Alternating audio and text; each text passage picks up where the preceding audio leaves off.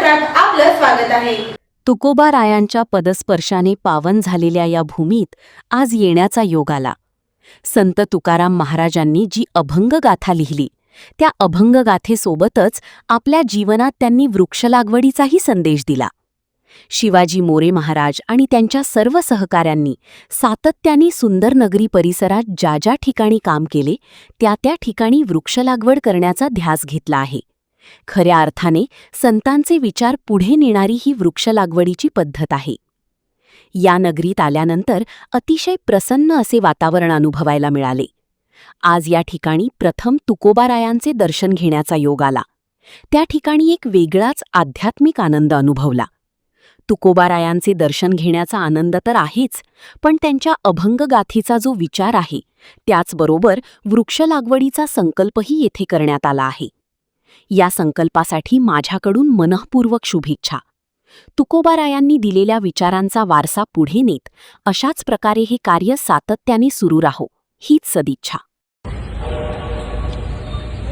तुकोबारायांच्या पदस्पर्शाने पावन झालेल्या भूमीमध्ये जगद्गुरू तुकाराम महाराजांनी जी अभंगगाथा लिहिली त्यासोबत ही अभंगगाथा जिवंत ठेवण्याचं काम शिवाजीराव मोरे महाराज आणि त्यांचे सगळे सहकारी सातत्यानं करतायत। ते फक्त देहूनगरीमध्येच नाही आहे, पंढरीच्या नगरीपासून ज्या ज्या ठिकाणी हे काम करता येईल त्या त्या ठिकाणी हे काम त्यांनी उभं केलेलं आहे।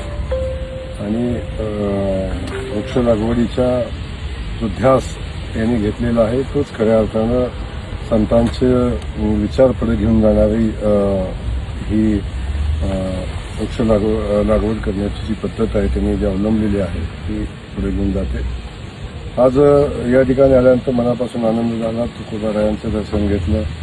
या नगरीमध्ये आल्यानंतर खूप प्रसन्न असं वातावरण आज या ठिकाणी मी पाहिलं। खास करून तुकोबारायांचं दर्शन घेत असताना एक जो जिवंतपणा त्या ठिकाणी अनुभवला।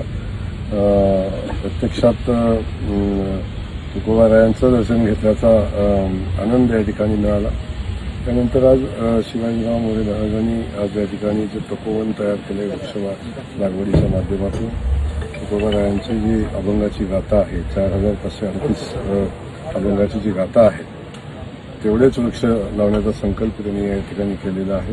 त्या संकल्पास माझ्या खूप खूप शुभेच्छा आहेत। आणि असंच काम तुकोबारायांच्या नंतर त्यांचे वंशज म्हणून त्यांचे सगळे सहकारी म्हणून आपण पुढे घेऊन जात आहे। याच्यापेक्षा अधिकचं मोठं काम असू शकत नाही। आपल्या कार्यात शुभेच्छा देत असताना आपण अगदी पालखी मार्ग हरित करण्याचा निर्णय घेतला आहे। अनेक ठिकाणी आपण वृक्ष लागवडीचं काम हातामध्ये घेतलेलं आहे। आणि काही माझ्याकडून आपण भावनाही व्यक्त केलेल्या आहेत की ज्ञानेश्वर महाराजांचा हे तपोवन आणि गाथावन आपण आमच्याही भागामध्ये आपण तयार करावं